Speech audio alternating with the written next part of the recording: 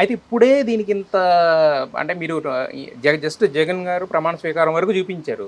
ఇంకా రూలింగ్ అదంతా రాలేదు కదా యాక్చువల్‌గా. అది శపథంలో ఉంటుంది. అది శబదంలో ఉంటది. ఇప్పుడు మరి దీనికే ఒక ట్రైలర్ అంటున్నారు. దీనికే ఒక రేంజ్‌లో ఉంది మరి. అది ఎలా ఉండబోతుంది సార్? దానికంటే ప్రివ్యూ నా ఆనెస్ట్గా వ్యూహం ఈజ్ ఎ ట్రైలర్ ఫర్ శపథం. హ్మ్. కంపారిటివ్లీ శపథంలో ఉన్నంత వ్యూహంలో లేదు. ఎందుకంటే వ్యూహం అనేది మోరలెస్ మీకు తెలిసిన కథే. ఎందుకంటే 5 ఏళ్ళ క్రితం జరిగింది అది.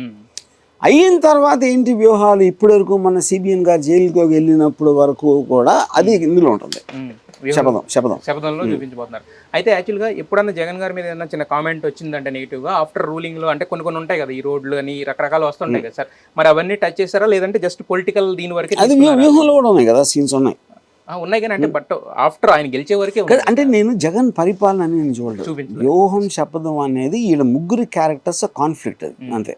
అయితే యాక్చువల్‌గా లాస్ట్ టైం మనం మాట్లాడినప్పుడు మీరు అన్నారు Pavan star Pavan Kalyan package star కాదని చెప్పేసి అన్నారు.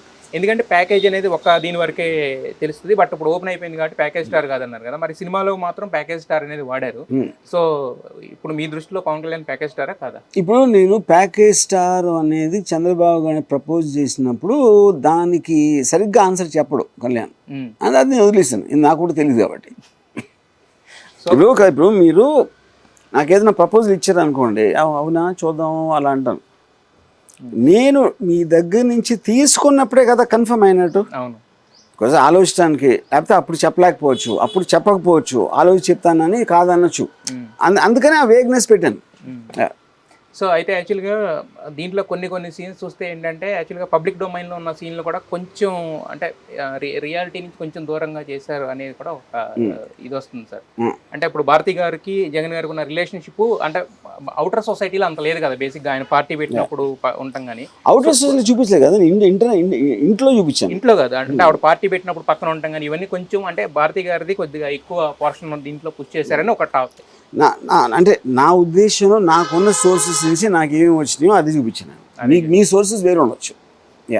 సార్ ఇది ఈ జస్ట్ ఇంటర్వ్యూ ఏంటంటే నేను అనుకున్న పర్పస్ ఏంటంటే ఆర్జీవి గారు సూపర్ మీరు కూర్చున్నారు కాబట్టి అనొచ్చు సార్. బట్ కాకపోతే పబ్లిక్ డొమైన్లో ఉన్న కొన్ని క్వశ్చన్స్